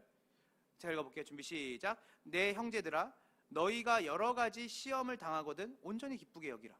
왜 기쁘게 여기라 그럴까요? 왜냐면 여러분들이 회심했다는 증거예요. 회심하니까 여러분에게 시험이 있어요. 예전에는 이에는 이, 눈에는 눈, 죄책감 하나도 없죠. 여러분의 삶을 그냥 살면 되니까. 근데 여러분들이 이제는 뭐예요? 메타노이아가 된 거예요. 여러분의 생각과 여러분의 가치가 이제는 하나님 중심으로 바뀐 거예요. 그러니까 뭐예요? 여러분의 삶 가운데 매일같이 시험이 있어요. 이 시험은 마귀가 주는 시험이에요. 이 시험은 세상의 가치가 주는 시험이에요. 이 시험, 그래서 여러분들이 고난을 받는다고 한다는 것은 뭐냐면, 여러분이 고난을 받을 때 뭔가 대단한 순교를 하거나 여러분들이 사선교지에서 예수 믿는 이유 때문에 여러분들이 뭔가 극악무도한 일을 당하는 게 사실은 시험이 아니라, 성경이 말하는 시험은 뭔지 알아요? 하나님의 통치와 다스림을 우리가 받고 살아가는데 끊임없이 내 중심으로 살아가게 만드는 세상의 가치와 늘 싸우는 거예요. 이것을 분투하는 게 뭐냐면 시험이에요. 여러분 고난 받고 있어요? 고난 받고 있죠. 여러분이 눈을 뜨면서 아침에 눈을 떠서 저녁에 잠들 때까지 여러분이 그리스도인이기 때문에 참아야 되고 인내해야 되고, 여러분이 가질 수 있지만 기꺼이 갖지 않는 그 권리, 그 명예, 그 물질, 이거를 고난이라고 말하는 거예요. 늘 기회비용이 발생하잖아요, 우리한테. 오늘 이 예배 오는 것도 기회비용이 발생하죠. 왜 예배를 와야 되죠? 하나님의 말씀으로 내가 여러분에게 새로운 지식을 더해 주려고 이 설교에 쓰는 거 아니에요. 설교하는 건 아니에요. 여러분들이 어떤 정체성으로 살아야 되는지를 들을 수 있는 자리가 바로 설교 자리예요. 설교는요, 그 사람의 철학을 얘기하는 것이 아니에요. 내가 그렇게 열심히 살아서 전할 수 있는 것도 아니에요. 중요한 건 뭐냐면 하나님의 말씀이 말씀대로 전해져야 듣는 자나 전하는 자나 동일한 성령 안에서 우리가 어떤 방향과 어떤 위치로 살아야 되는지를 다시 한번 내 삶을 뭐 하는 거예요? 재조정하는 거예요. 나의 재성이 요구하는 세속적인 가치, 내가 세상에서 기대하고 원하는 내 모든 소원을 만족시켜줘야 한다고 하는 하나님에 대한 내 소망, 내가 원하는 때에 내가 원하는 모습으로 내가 원하는 것을 이루어지는 하나님, 이거를 우상숭배라고 하죠. 신앙인이 된다는 것, 하나님의 통치를 받고 산다는 것은 무엇일까요? 오히려 세상이 나의 재성을 부추겨서 세속적인 가치를 돈과 명예와 권력으로 나를 계속해서 부추기는 거죠. 그때 예수님이 이 유혹을 통과하시죠. 어떻게 통과하시죠? 이게 답이에요. 여러분들이 고난을 받고 있죠. 물질 때문에, 관계 때문에, 여러분이 명예욕 때문에, 권력욕 때문에, 비교의식 때문에, 그때마다 여러분들이 하나님에게 요구하는 건 뭐냐면, 내가 지금 이것 때문에 고통받고 있으니까 이것을 내가 원하는 방식으로 해결해 주세요가 아니라, 돈이 없으니까 돈으로 해결해 주시고, 내가 다른 사람이 인정받고 싶으니까 저 사람이 인정받는 만큼의 재능과 능력과 환경을 나에게 달라는 기도를 하는 것이 아니라, 예수님이 말씀하시는 것, 신앙인이 된다는 것, 나와 같이 너희가 하나님의 통치를 받는 백성으로 산다는 것은 어떤 것이냐? 즉, 첫 번째 아담이 무너졌던, 그래서 여기는 뭐라 그러죠? 예수님의 광야. 예수님이 그 광야로 갔는데 들짐승들이 거기 있었어요. 바로 에덴 동산 모티브죠. 그리고 예수님이 광야에서 이들의 이 마귀의 시험을 이기니까 바로 천사들이 수종을 들어요. 이건 신학적으로 우리 여기 뭐 신학하신 분도 있으니까 이거는 에덴 동산의 모티브로 우리 얘기를 하는 거죠. 뭐냐면 아담이 선악과 앞에서 실패했던 그 자리에 예수님이 쓰신 거예요. 오늘 여러분은 늘 그렇게 서요. 마귀가 늘 세워요. 돌을 떡덩이로 바꿔봐라. 이게 어떤 말인지 아시죠? 너 배고프지? 너 세례받고 너 주님 네 안에 성령이 내려졌는데 너 여전히 배고프잖아. 현세적으로 배고프지 않아? 너 돈 없잖아. 돌을 떡덩이로 바꿔봐. 그 하나님께 말해봐. 네가 지금 세상이 말하는 황금 만능주의, 자본주의 그 속에서 네가 원하는 거 주님께 달라고 해봐. 예수님 뭐라고 말씀하시죠? 이 세 번을 다 뭘로 말하냐면 하나님, 하나님, 하나님으로 이겨요. 사람이 떡으로 살지 않는다. 하나님 말씀으로 산다. 주 너의 하나님을 시험하지 말아라. 하나님, 하나님. 너 중심으로 살아라고 말하는 마귀의 유혹 앞에 예수님이 말씀하신 건 뭐냐면 원래 아담이 했던 말이에요. 아담이 해야 되는 말이에요. 사람은 떡으로 살지 않습니다. 선악과를 먹으라고 할 때 먹음직스럽고 잘 안 나오네요 오늘 말이. 너무 아름답고 알죠 여러분? 선악과를 할 때 마귀의 유혹이. 근데 아담이 그때 이렇게 얘기하기를 원하셨어요. 하나님이 네가 아무리 나한테 그렇게 유혹을 해도 하나님이 먹지 말라 했기 때문에 나는 하나님 말씀대로 살 거야. 근데 아담이 그렇게 하지 못했어요. 근데 예수님이 사람은 떡으로 살지 않는다. 보암직스럽고 먹음직스럽고 아름다워 보이는 거, 하나님처럼 될 만한 것이라고 유혹하는 그것에 나는 살지 않는다. 누구에게는 돈이 하나님이고 누군가에게는 자녀가 하나님이고 누군가에게는 명예가 하나님일 수 있어요. 마귀가 계속 물을 타요. 우리한테 좋아 보이는 것으로 하나님을 대체하라 그러죠. 근데 예수님이 그 유혹을 이기는 유일한 예수님의 방법은 뭐냐면 하나님 중심이에요. 하나님이 가장 가치 있다고 얘기하는 거예요. 그래서 회심이라는 것은 그냥 돌아설 수 없어요. 여러분들이 회심이라는 것이 돌아서는 건데 돌아서는 거를 하나님이 억지로 돌아서게 하시는 게 아니라 회심에 숨어있는 탁월한 내용이 있는데 그것은 무엇이냐면요, 팀 켈러가 내가 만든 신이라는 책에서 이걸 너무나 탁월하게 얘기를 했어요. 뭐냐면요, 이전에 내가 붙잡았던 가치보다 더 탁월한 가치를 붙잡으려고 돌아서는 거예요. 예전에 제가 밀크커피 엄청 좋아했거든요. 여러분 스타벅스나 이런 여러 가지 커피들이 언제 나온지 아시죠? 그렇죠. 여러분들은 이미 날 때부터 있었잖아요. 저 때는 날 때부터 있지 않았거든요. 제가 막 아르바이트 막 21~22살 때 막 택배회사에서 아르바이트 할 때 막 그 물류창고 하면 그 맥신 커피 하나 먹는 게 제 낙이었거든요. 그때 막 어른들 중에서는 이미 일찍부터 이 스타벅스의 열풍을 이렇게 아셨다는 것처럼 블랙 커피를 드신 분이 있었어요. 설탕도 안 넣고. 그래서 그분들이 저거 먹을 때는 어떤 맛으로 먹는지를 이제 제가 알겠어요. 그런 어떤 그 맛. 자, 이 얘기를 왜 하냐면 이제는 밀크커피 저희 교회에 많거든요. 저는 한 번도 먹어본 적 있어요. 제가 그거를 주문해서 갖다 놓은 건데 저는 하나도 먹지 않았는데 많이 드셨더라고요. 근데 저는 아메리카노는 좋아요. 그러니까 뭐냐면 내가 밀크커피를 끊을 수 있는 것은 밀크커피가 맛이 없다기보다는 더 탁월한 가치의 커피를 발견했기 때문이거든요. 여러분들이 하나님을 따른다는 것은 계산을 잘 해보셔야 되는 거예요. 하나님이 우리의 구원을 이루실 때 억지로 하시지 않는다는 걸 이해할 필요가 있고, 그분이 전적으로 그분의 능력으로 하시되 이미 정해놓으시고 예정하시고 택정하셨지만 우리의 시간 속에서 그분은 우리를 설득하시며 우리가 자발적으로 하나님께 그 사랑을 고백하는 그 시간까지 주님 인내하며 참으시며 여러분의 구원을 이루시는 분이에요. 그래서 인격적이신 분이에요. 여러분, 그래서 회개의 세례 아까 다 이어지는 거예요. 이 광야의 유혹 다 이어지는 겁니다. 그 시험들을 통해서 우리가 뭘 확인하는 걸까요? 나의 정체성이 무엇일까를 확인하는 거예요. 나는 누구의 소유일까? 나는 무엇을 바라야 되는 사람일까? 나는 무엇을 위해 사는 사람인가를 이 시험의 한복판에서 시험을 왜 주시는 거야가 아니라 그 시험 안에서 사람은 떡으로 살지 않는다. 하나님 말씀으로 산다. 내 인생 비록 남루하고 비료한지언정 베테랑이 나오죠. 우리가 돈이 없지 가오가 없냐? 내가 이 가오로 산다 진짜. 회심. 더 탁월한 가치가 내 삶에 보여지기 시작한 거죠.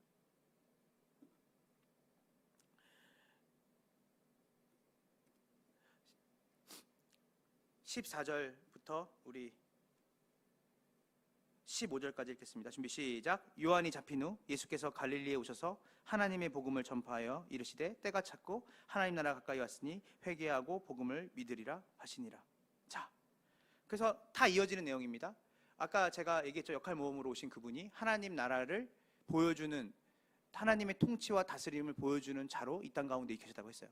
그래서 이분이 예수님으로부터 복음이 시작해서 보여줬는데, 그분이 선포한 복음도 뭐예요? 내 복음이 아니죠.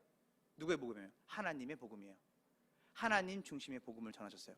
여러분들이 이런 부분 안에서 여러분들이 하나님께 참 많이 실망하겠죠, 우리가. 왜냐면 우리는 내가 원하는 기쁜 소식들이 있잖아요, 살면서. 이때 뭘 이뤄야 되고, 이때 뭘 가져야 되고, 이때 뭐 하는. 근데 그건 여러분의 기쁜 소식이고, 여러분이 정말 하나님을 알아가고 사랑한다는 그 증거는 뭐냐면, 여러분의 복음이 아니라 하나님에게 기쁜 소식은 무엇일까에 관심을 갖게 되는 거예요. 이전에는 내가 기쁘고 즐거운 것을 하나님이 이루어주면 그것이 나 안의 복음이 되는 거예요. 하나님 정말 좋으신 분이야. 그래서 간증이란 게 다 이렇게 됐어요, 예전에. 근데 이제는 그렇게 되지 않아요. 하나님이 기뻐하시는 것이 무엇일까? 하나님이 원하시는 것이 무엇일까? 거기에 계속해서 관심이 생기는 거예요. 생각하는 것이 어린아이 같고 말하는 것이 어린아이 같았죠. 왜냐하면 민족주의적인 종교를 가졌으니까, 바울이. 그래서 이스라엘의 선민민족이라는 사상을 가지고 그가 유대인의 율법 아래 있던 사람이었기 때문에, 저는 하나님의 율법이라고 말하지 않아요. 유대인의 율법이 있었기 때문에 그가 진짜 예수 그리스도를 다메섹에서 만나고 나서 그가 뭘 벌였냐면, 우리 이스라엘을 위한 복음, 우리 이스라엘 민족을 위한 하나님의 말씀과 법이 아니라 하나님을 위한 법이었고, 하나님의 통치와 다스림이 온 세상과 열방 가운데 이루어지는 그 일에 우리가 그 사랑의 동역자로 부름받았구나. 그래서 고린도전서 13장이 사랑장이잖아요. 그래서 생각하는 것이 어린아이 같고 어린아이를 버려놓으라라고 하는 그 말씀이 왜 사랑장이 있는지 이해할 필요가 있어요. 그 사랑이 우리 지극히 이스라엘이라고 하는, 고린도라고 하는 작은 교회에 갇혀있는 사랑이 아니라 사실은 하나님이 얼마나 크신 하나님이신지를 깨달은 것이죠. 그 사랑이 얼마나 크고 놀라운 것인지를 깨달은 것이 바울이 고린도서 13장에서 말하는 바로 어린아이의 일을 벌인 것이에요. 하나님의 복음이에요. 로마서 11장 36절 한번 읽어볼게요. 로마서 11장 36절입니다. 체감상 지난달에 남문현 목사님이 되게 짧은데 오 목사님은 너무 길다라는 생각을 지금쯤이면 할 텐데, 지금쯤이면 피자 먹으러 내려갔을 텐데 왜 아직도 안 끝나지라고 하는 분이 있겠지만 잘 따라오시면 됩니다. 이제 거의 끝나가요. 자, 로마서 11장 36절입니다. 준비 시작. 주께로 돌아감이라. 그에게 영광이. 이게 왜 중요한지 알아요? 로마서 1장부터 11장까지가 여러분 뭐죠? 복음의 내용을 설명하는 거예요. 그러면 복음의 내용을 설명하고, 그러니까 이 내용을, 복음의 내용을 이해한 사람이 로마서 12장 1절을 넘어가야 되는 거예요. 그러므로 너희 몸을 하나님께 거룩한 산 제사로 드리는 거예요. 이 세대를 본받지 말라는 거예요. 자, 이런 거잖아요. 우리 사랑이가 늘 질문이 많아요. 그래서 아내하고 제가 너무 피곤해요. 다행히 지금 사랑이가 안 보고 있지만 잠옷실에서. 근데 사랑이는 항상 궁금해요. 근데 왜요? 왜 그래요? 근데 그게 맞는 거죠. 그러니까 우리가 왜 이렇게 살아야지? 라고 말할 때 여러분한테 로마서 1장부터 11장까지의 복음의 내용이 여러분에게 없으면 윤리주의가 되는 거예요. 도덕주의가 되는 거예요. 야, 너 하나님께 네 몸을 다 드려야지. 근데 왜요? 하나님이 너를 위해 죽으셨으니까. 이렇게 끝내면 안 돼. 1장부터 11장까지의 긴 여정으로 우리가 복음을 이해한 다음에, 그러므로 너희는 이 세대를 본받지 말고 마음과 뜻과 생명을 다해서 주님을 섬기고 너희가 하나님께 너희 몸을 거룩한 산제사, 오퍼링으로 드려야 되는 거예요. 여러분이 하나님께 여러분의 삶을 전체로 드리는 거예요. 나는 무익한 종이란 말은 1장부터 11장까지의 내용을 이해하고 내 삶에 경험한 사람이 12장 1절을 얘기할 수 있는 거예요. 로마서. 그러면 11장 36절, 거의 12장으로 넘어오기 마지막에 바울이 얘기했던 말인 거예요. 자, 복음의 내가 시작과 결론, 특별히 내가 지금까지 로마에 있는 교회야 복음이 무엇인지 내가 설명할게. 근데 이 11장의 결론에서 내가 복음의 내용의 종집을 쫓겠다. 결론이 뭐냐면 from God, through God, to God이에요. 뭐예요? 만물이 주에게서 나오고, from이죠. 그리고 주를 말미암고, through예요. 주에게로 돌아갑니다. 2예요. 뭐예요? 복음은 여러분을 위한 게 아니에요. 모든 것이 하나님을 위한 것이에요. 예수님이 이 땅에 오셨을 때 궁극적으로 여러분을 위해 오신 여러분을 위해 온 거라기 하기보다는 하나님의 영광을 위해서 오셨죠. 이러면 우리의 만족과 기쁨은 어디 가는 것이죠? 우리는 앵벌인가요? 아니죠. 하나님과의 바른 관계, 그분의 통치와 다스림 가운데 있을 때 가장 만족스럽고 행복한 삶을 살아갈 수 있다는 것을 역설적으로 성경은 얘기하는 것이에요. 그래서 하나님 중심으로 살아가는 삶, 복음 전체는 어떻게 보면 나 중심적인 그 복음의 요소가 들어갈 수 있는 것이 없습니다. 궁극적으로 내가 하나님을 위하고 하나님을 따라가고 하나님 말씀에 순종했는데 나는 이걸 생각하지 않았는데 가난도 부도 만족과 기쁨을 준다고 성경 말하지 않아요. 사람이 많고 적음의 만족과 기쁨이 있다고 말하지 않아요. 부흥 자체가, 리바이벌이라고 하는 부흥 자체도 양적인 단어가 아니니까, 질적인 단어니까. 사도 바울이 가난에 처하든 부하에 처하든 난 상관없다. 사실은 나는 복음 안에서 자족하기를 배웠으니까.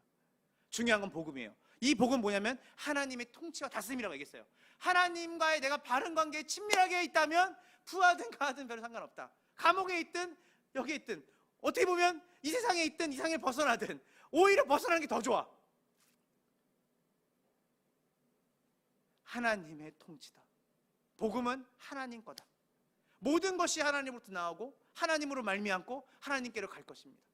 이 우리의 참된 기쁜 소식은, 우리에게 기쁜 소식은 우리가 하나님의 통치를 받는 하나님의 백성이 되었다는 것입니다. 그러므로 이런 너의 존재, 참된 하나님께 만물을 다스리시고 통치하시고 온 세상을 다스리시는 그 영광의 하나님의 자녀가 된 너희가 이제 어떻게 해야 되겠냐? 그분께 모든 것을 드려야 마땅치 않겠냐? 그게 로마서 12장이죠.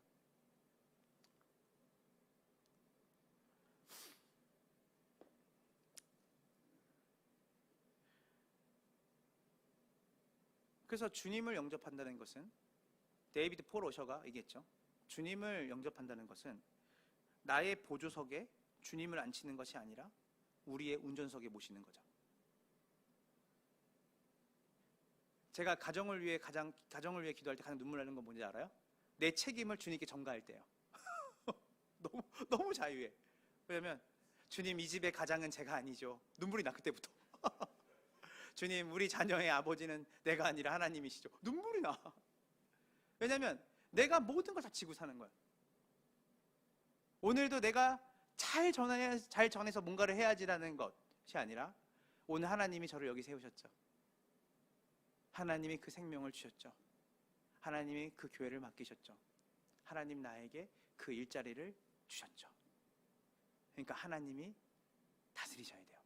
하나님이 인도하셔야 돼요. 하나님이 책임지셔야 돼요. 그래서 예수님 뭐라고 말씀하셨어요? 내가 내 뜻대로 움직이지 않고 누구 뜻대로? 아버지의 뜻대로. 예수님의 모든 시간표는 내가 자의로 말하지 않는다? 이거 다 책임진 거야. 성부가 다 하시는 일에 나는 순종할 뿐이야. 그래서 하나님이 세상을 이처럼 사랑해서 예수님이 오신 거예요. 그죠? 그러니까 협의해서 사랑해 오셨지만 실제로는 하나님의 뜻에 순종해서 오셨다. 오늘 여러분들의 결혼도, 오늘 우리 이 예배도, 이 모든 것도 우리가 원하고 우리가 하고 싶어서 이 자리에 있는 것이 아니죠. 하나님이 이 예배에 우리를 불러주신 것이에요. 하나님이 이 예배의 주인이세요. 하나님이 여러분의 가정의 주인이세요. 어느 순간에 우리가 왜 번아웃이 오냐면 이게 우리 것 같은 거예요. 역설적이죠. 이것을 아는 사람은 자기의 몸을 거룩한 산제사로 하나님께 드릴 수 있는 적극적인 의지가 생기는 거예요. 말씀을 이제 조금씩 마무리하려고 합니다. 조금씩 마무리할게요. 로마서 14장 7절 8절을 우리 함께 보도록 하겠습니다. 준비 시작. 우리 중에 자기를 위하여 우리가 그러므로 사나 죽으나 우리가 주의 것이로되. 자, 여러분 이게 뭐냐면 이게 복음이에요. 이게 하나님의 통치와 다스림을 받는 거예요. 우리의 주권을 누구에게 넘겨드리는 거예요? 하나님께 넘겨드리는 거예요. 우리 중에 아무도 자신을 위해 사는 사람은 없다. 우리 중에 아무도 자신을 위해 죽는 자도 없다. 사나 죽으나 누구의 것이다? 주의 것이다. 마이 로드, 나의 하나님. 예전에 제가 청년부 사역할 때 어떤 청년이 저한테 와서 이게 너무 듣기 싫었대요. 너네 결혼도 주님을 위해서 해야 돼. 공부도 주님을 위해서 해야 돼. 나는 주님을 위해서 결혼하고 아이를 낳고 사역한다 하면 무슨 결혼까지도 하나님을 위해서 해야 돼요. 이런 얘기 나오는 거예요. 내 행복도 있는 거지. 제가 얘기했어요. 아직 너가 하나님의 통치와 다스림을 잘 이해를 못해서 그렇다. 우리가 왜 사느냐? 전 여기서 여기 청년들이 좀 있죠. 근데 여러분들이 이 고민해봐야 돼요. 여러분이 결혼을 내가 사나 죽으나는 뭐냐면 내 삶을 얘기하는 거예요. 이 땅의 물리적인 삶을 얘기하는 거죠. 여러분의 삶이 주의 것이면 여러분이 주를 위해서 여러분의 모든 삶이 드려져야 된다고 로마서 12장 얘기하는 것이에요. 회심을 통과하지 않은 사람이 회심한 척 교회 리더를 맡으면 위험한 게 여기 있는 거예요. 뭐 때문에 우리가 사역을 하고, 그리고 뭐 때문에 우리가 사람들을 섬기고, 그리고 모든 그리스도인들은 무엇 때문에 내가 일을 하고 결혼을 하고 공부를 하는지에 대해 명확하지 않으면 사실은 여러분의 삶 가운데 복음의 능력을 경험할 수가 없어요. 복음은 하나님의 온전한 통치와 다스림을 받는 것이니까. 그래서 16절, 20절은 뭐에 대해서 나오는 거냐면 제자를 부르는 것으로 나와요. 되게 중요하죠. 하나님의 복음을 말씀하시고 세례를 받으시고 그리고 광야에 대한 유혹을 말씀하시고 이것을 모두 담지한 그분이 누구를 부르는 거예요? 제자를 부르는 거예요. 예수 그리스도의 죽으심과 부활하심이 형이상학적이지 않는 여기 있는 거예요. 왜 우리가 오직 성령이 너에게 임하시면, 이미 여러분에게 성령이 임했다는 건 뭐냐면 여러분에게 그리스도의 죽음이 여러분의 죽음이 된 거죠. 죄의 문제가 해결된 거죠. 그리고 거기 안에 새로운 생명, 즉 의와 평강의 나라의 생명이 여러분에게 임하는 것을 성령의 내주하심으로 보면 되는 거예요. 그래서 여러분이 부활을 경험한 것이죠. 거기서 끝나는 게 아니에요. 그러므로 너희는 가서 모든 족속을 뭐하라? 제자를 삼으라. 여러분의 제자가 아니에요. 누구의 제자죠? 하나님의 제자예요. 그리스도의 제자예요. 그래서 16절 20절까지 읽고 제가 마무리할게요. 말씀. 갈릴리 해변으로 지나가시되 시몬과 그 형제 안드레가 바다에 그물을 던지는 것을 보시되 그들은 어부라. 예수께서 이르시되 나를 따라오라. 내가 너희로 사람을 낚는 어부가 되게 하리라 하시니, 이 말은 뭐냐면 너희가 사람을 낚는 어부가 된다는 말은 뭐냐면 제자 삼는 일을 할 거라는 거예요. 똑같이. 곧 그물을 버려두고 따르니라. 조금 더 가시다가 세베대의 아들 야고보와 그 형제 요한을 보시니 그들도 배에 있어 그물을 깁는데 곧 부르시니 그 아버지 세베대를 품꾼들과 함께 배에 버려두고 예수를 따라가니라. 제자도의 보편성. 그러니까 모든 족속을 제자 삼아라라고 하는 그 말은 제자도를 특정한 몇 명의 사람들에게 해당되는 것처럼 제자도를 이해하면 안 돼요.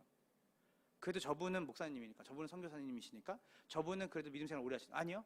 여러분이 회심, 즉 이제는 내가 나 중심이 아니라 하나님 중심으로 살겠다라고 하는 여러분의 삶, 즉 여러분이 예수 그리스도의 십자가를 통과해서 성령이 오심으로 여러분이 올 세대 하나님 나라의 온전하고 완벽한 통치가 여러분에게 임해서 그분 중심으로 살아가는 여러분 삶 가운데 미션이 생겨요. 그것이 무엇이냐면 여러분이처럼 똑같이 사나 죽으나 나는 주님의 것이로다 하는 그 사람들을 제자 삼는, 여러분의 제자가 아니라 내 제자가 아니라 하나님의 제자, 그분을 위해 살아가며 그분의 영광을 위해 자신의 삶을 기꺼이 남김없이 드리는, 모든 것을 버리고 따르는 그 제자들을 세우는 그 미션이 우리 가운데 있는 것이야.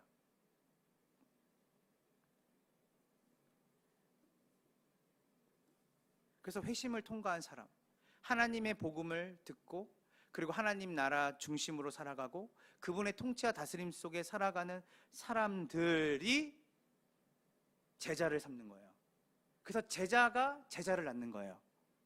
창세기 1장에 달라스 윌라드가 얘기했던 것처럼 제자도는 예수님이 제자 삼으라고 해서 나온 게 아니라 이미 창세 때부터 각종 심했는 채소와 각종 씨 맺는 나무들, 열매 맺는 나무들을 통해서 그 나무는 그 나무의 열매를 맺는 것이죠.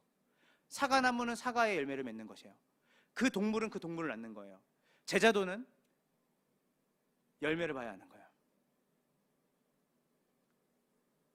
나는 내 회심이 누구를 위한 회심이었을까? 그래서 그 시험을 통해서 매일 확인해야 되는 거예요. 물질 앞에서, 명예 앞에서, 권력 앞에서, 자녀 앞에서, 가족 앞에서 내가 섬겨야 되고 내가 추구하는 그 가치가 과연 회심을 통과한 사람으로서 내가 그 가치를 어떻게 추구하고 그것들을 맞닥뜨려야 되는지. 관용이 아니에요. 관용이 중요해요. 그러나 우리는 사랑 안에서 진리를 얘기해야 돼요. 왜냐하면 우리는 회심한 사람들이고 하나님의 나라와 그 중심으로 살아가기로 한, 이걸 뭐냐면 레디컬이에요. 급진적인 것이죠. 이전에는 이렇게 살았는데 이제는 이렇게 사는 사람으로 바뀐 거예요. 예전에는 사람 중심이었는데 이제는 하나님 중심으로, 예전에는 나 중심이었는데 이제는 그분 중심으로 살아가는 삶. 그래서 회심을 통과한 사람, 하나님 나라의 복음을 내 삶에 전부로 붙잡고 살아가는 사람. 그래서 밤의 한 경전과 같은 삶으로 허탄한 것에 내 삶을 낭비하지 않고 영원한 가치에 자신의 삶을 던지는 그런 삶. 본문에서 예수를 따라갔다. 이제 아시죠, 여러분? 이 마가복음 전체가 뭘 얘기하는지? 서퍼링을 얘기하잖아요. 고난. Nobody knows. 아무도 몰랐어요. 세상에 그래요. 여러분을 아무도 알아주지 않아요. 여러분, 그게 기분 나쁘시죠? 좀 알아줬으면 좋겠는데. 좀 믿지 않는 우리 부모가 이렇게 해서 내가 뭔가 가지면 날 좀 알아줄까? 예수 믿는다는 것을 내가 이렇게 좀 가지는 것으로 내가 뭔가를 좀 평탄하게 사는 것으로, 아, 이렇게 해서 주변 사람들이 예수님 알았으면 좋겠다는 마음가짐을 가졌던 적 저도 있어요. 그런데요, 이 마가복음 1장 1절부터 20절까지 나오는 모든 내용은 예수님과 제자들의 고난이에요. 그리고 아무도 이들을 몰라요. 왜 이렇게 사는지. 누구만 알고 있어요? 예수님을 알고 계셨고요. 그리고 이 제자들은 희미하게나마 그들의 마음에 심겨진 씨앗을 통해서 그분을 쫓아요. 데이비드 자크 니링기에라고 하는 존 스토트의 제자, 아프리카 우간다의 전체 담당하는 목사님이 2010년 선교한국 대회 때 이렇게 얘기를 했어요. 지상 명령, 그러니까 지상 대임령, 그러므로 너희는 가서 모든 민족을 제자 삼아라라고 하는 명령은 사실은 우리에게 가라는 명령이 아니다. 고 패러다임이 아니라 컴 패러다임이다. 나를 따르라. 회심을 통과하지 않은 사람은 가면 안 된다는 거예요. 모든 것을 버리고 따르니라. 그래서 우리는 고 패러다임을 내려놓고 팔로우 패러다임, 컴 패러다임을 먼저 직면해야 되는 거예요. 그래서 주님께서 안드레와 베드로를 처음 만났을 때도 뭐라고 말하죠? 나를 따르라. 여러분 아시죠? 베드로가 3번 예수님을 부인하는 자리에 있었잖아요. 그리고 예수님이 부활하셔가지고 베드로에게 나타나시잖아요. 부활하신 예수님이 베드로에게 너가 나를 사랑하느냐 또 3번을 물으시잖아요. 그 베드로가 그냥 대답을 했어요. 근데 그 대답이 사실은 베드로에게는 굉장히 자신의 명예를 다시 회복하는 대답일 수도 있고, 또 그 안에서 하나님이 사랑을 느끼는 대답일 수 있을 거예요. 그런데 처음 예수님이 마가복음 이 1장에서 베드로와 안드레를 부르는 이 장면이 예수님과 베드로의 처음 만남이라고 말해요. 근데 베드로와 예수님과의 실질적으로 물리적으로 만나는 그 마지막 관계가 여러분 잘 아는 것처럼 요한복음 20장에 나오거든요. 21장, 22장에. 근데 거기서 뭐죠? 마지막에 베드로가 했던 말이 뭔지 알아요? 양을 먹이라, 양을 치라가 아니더라고. 너는 나를 따르라.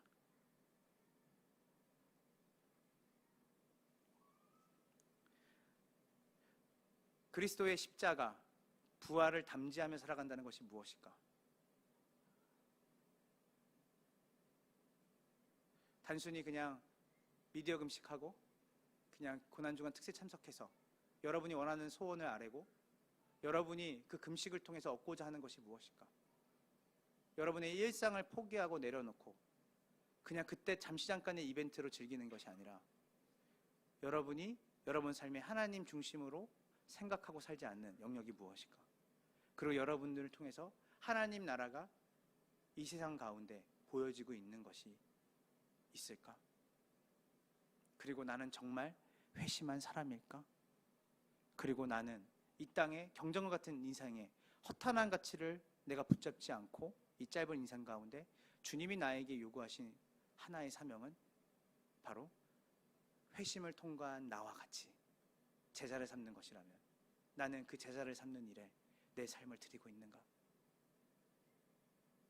형이상학적인 십자가가 아니라 형이상학적인 부활이 아니라 그분 중심의 복음을 이해할 때 이 십자가와 부활이 주는 얼마나 엄청나고 가슴 벅찬 미션이 마지막에 그 하나님 나라의 복음을 듣고 경험하고 그것을 담지한 그 사람이 걷는 길은 바로 그분이 왕이 되시는 삶으로 누군가에게 그 삶을 보여주고 그 사람을 그분의 통치와 다스림 가운데 인도하는 삶이라는 것이에요.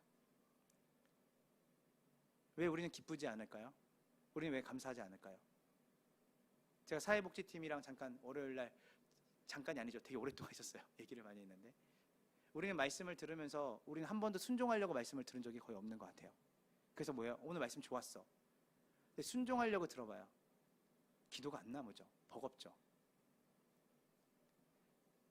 믿음은 들음에서 난다고 하는데 이 들음은 우리가 생각하는 이 리스닝이 아닙니다.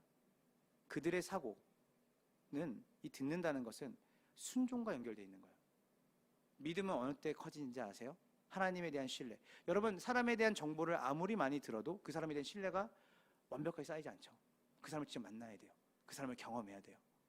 우리의 삶 가운데 오늘 이 말씀을 들으면서 여러분들이 그냥 저런 인포메이션이 있구나, 저런 정보가 있었구나가 아니라 내가 정말 회개의 세례, 내가 정말 하나님 중심으로 살아간다는 거, 내가 내 삶에 부딪히는 여러 가지 시험이 왜 야고보는 기뻐하라고 했을까? 왜냐하면 그 시험을 통해서 우리의 믿음이 참된 믿음인지를 늘 우리가 반추할 수 있는 시험이기 때문이에요. 안전한 거죠. 그래서 왜냐하면 그런 시험이 없으면 우리는 우리의 믿음을 우리는 장담할 수 없는 것이에요. 오늘 이 마가복음 1장 1절부터 20절까지의 말씀을 통해서 오늘 여러분에게 주신 하나님의 놀라우신 계획과 이 고난주간과 이 부활절을 맞이해서 여러분이 붙잡아야 될 복음이 무엇이고 그 복음의 위대함이 어디에로부터 오는 것이고 그 복음을 담지한 그 사람의 삶이 어떠한 삶이어야 되는지를 여러분이 깊이 생각하는 이 4월달 한 달이 되기를 주님의 이름으로 축원합니다.